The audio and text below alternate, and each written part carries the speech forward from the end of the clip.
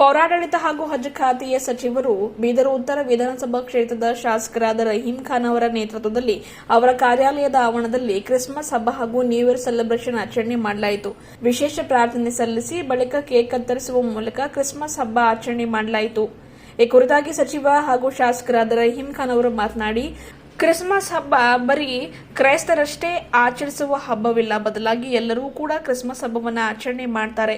Christmas ಹಬ್ಬ ಪ್ರೀತಿ, ಸಂತೋಷ ಸಾರುವ ಹಬ್ಬವಾಗಿದೆ. ಲೋಕ ಕಲ್ಯಾಣಕ್ಕಾಗಿ ಹಾಗೂ ರೈತರ ಹಿತಕ್ಕಾಗಿ, ರೈತರ ಕಲ್ಯಾಣಕ್ಕಾಗಿ ಪ್ರಾರ್ಥನೆ ಮಾಡುವುದಾಗಿ ಸೆಂಟ್ ಪಾಲ್ ಮೆಥೋಡಿಸ್ಟ್ ಚರ್ಚ್ನ ಜಿಲ್ಲಾ ಮೇಲ್ವಿಚಾರಕರಾದ ಘನ ನೆಲ್ಸನ್ ಸುಮಿತ್ರಾ ಅವರಿಗೆ ತಿಳಿಸಲಾಗಿದೆ. ಎಲ್ಲ ಪಾಸ್ಟರ್ಸ್ಗಳಲ್ಲಿಯೂ ಕೂಡ ಸಾಮೂಹಿಕ ಪ್ರಾರ್ಥನೆಗಾಗಿ ಮನವಿ ಕೂಡ ಮಾಡಲಾಗಿದೆ ಎಂದರು.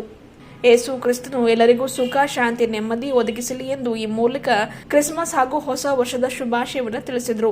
ಈ ಸಂದರ್ಭದಲ್ಲಿ ರೆವರೆಂಡ್ ಘನ ನೆಲ್ಸನ್ ಸುಮಿತ್ರ ಸೇರಿದಂತೆ ಎಲ್ಲಾ ಪಾಸ್ಟರ್ಸ್ಗಳು, ಇಂಡಿಪೆಂಡೆಂಟ್ ಪಾಸ್ಟರ್ಸ್ಗಳು ಭಾಗಿಯಾಗಿದ್ದರು.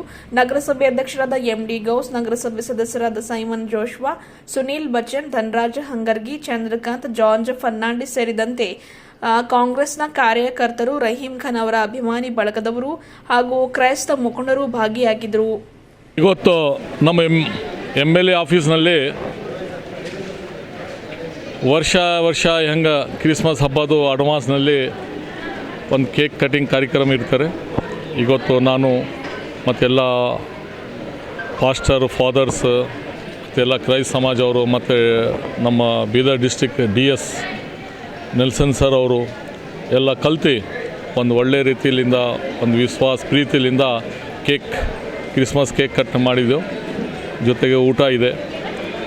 मैं सभी क्राइस्ट समाज को और पूरे बीदर डिस्ट्रिक्ट की जनता को एडवांस में क्रिसमस फेस्टिवल की शुभकामनाएं और बहुत बहुत मुबारकबाद देता हूं कि हमेशा पूरी दुनिया में क्राइस्ट समाज होंदे या दूसरे समाज होंदे बहुत ही प्यार विश्वास से क्रिसमस फेस्टिवल मनाते हैं.